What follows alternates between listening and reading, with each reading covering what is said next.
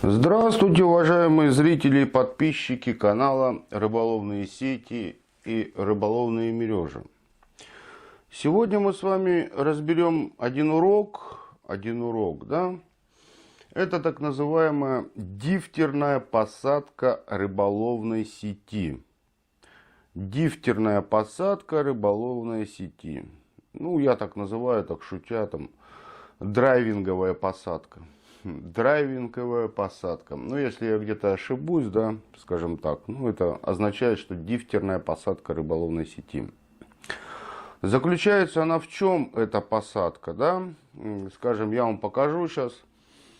Это вот непосредственно огниво, да, огниво. На огниво вот два узла, да, скажем, и приподняты вот такие столбики, приподнятые столбики, и уже идет набор ячей. Идет непосредственно набор уже ячей. Данная посадка применяется на рыболовных сетях, скажем, смысл в ней есть, это если, скажем, садить рыболовную сеть низ рыболовной сети. Садить на эту посадку низ. Садить вверх рыболовной сети я не вижу какой-то необходимости и какого-то эффекта. Это больше вверх, скажем, больше маркетинговый ход. Больше, ну, если кто-то знает, что это приносит какой-то результат, если на дифтерную посадку провести по верхнему шнуру, да, какой-то эффект получаешь, ну, я буду только рад, если узнал какую-то данную информацию. На низ применение дифтерной посадки, это, влияет от каких-то там факторов, да, факторов обитателей какой-то реки там, или озера, или еще какого-то водоема, водохранилища. То есть смысл ее в чем? В том, что когда у вас попадает рыба в рыболовные сети, она попадает и запутывается. Если, то есть, слабые у вас там шнуры, ну, если даже и не слабые шнуры, и ее попадает какое-то количество большое, скажем, или даже небольшое, то вот это полотно, которое, скажем, на посадке обычной, в садовом значении обычном, оно притапливаться будет и соприкасаться с дном. Когда много рыбы набьется, рыба тяжелая, да, притапливать шнур будет, и полотно будет опускаться, садиться на дно. При именно дифтерной такой садовом значении по низу, когда у вас рыба попадает и набивается, то полотно не опускается за счет вот этих провязов. Полотно на дно не ложится.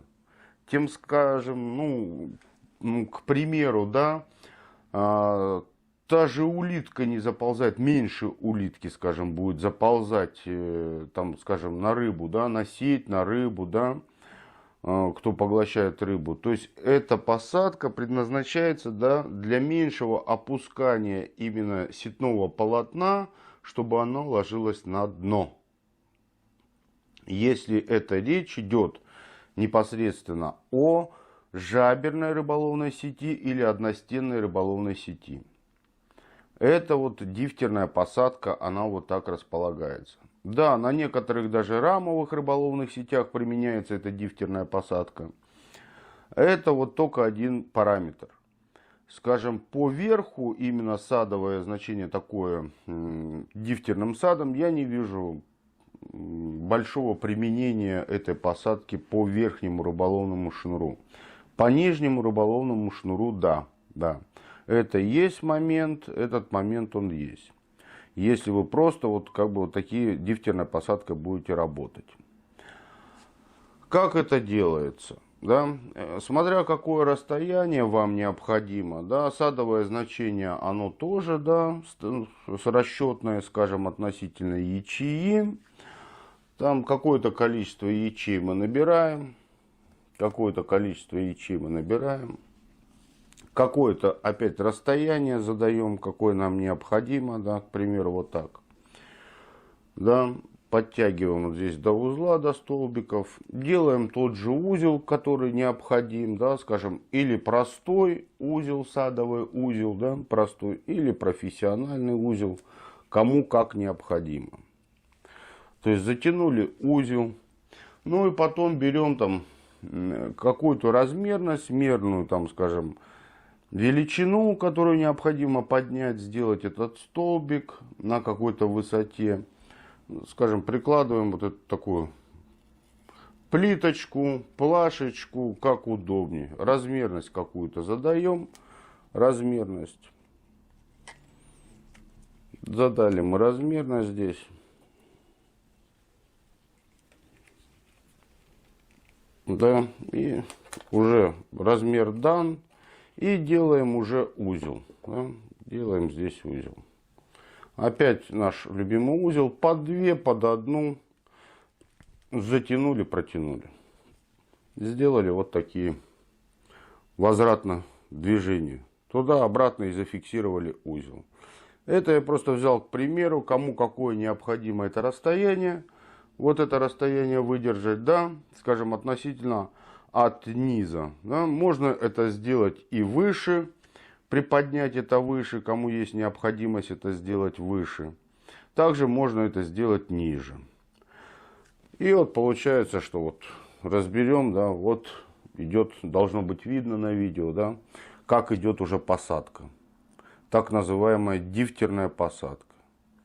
Или же, к примеру, что если мы применяем, уже делаем для себя сети, что прослужили они дольше, да, дольше, более качественные сети, то уже на канале представлены видео, да, отдельно есть видео, как мы делаем профессиональный узел. Это затягиваем, да, под шнур сюда, да, делаем уже тройной узел. Это уже делаем профессиональный узел на шнуре, уже он никуда не двинется, не денется, будет четко стоять и четко зафиксирован.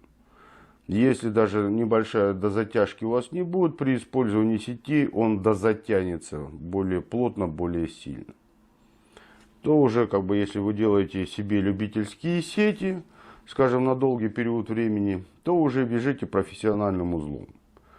Это у вас займет немножко побольше времени, да, но более качественный будет узел. Также непосредственно берем размерность какую-то, да, размерность. Задаем эту размерность.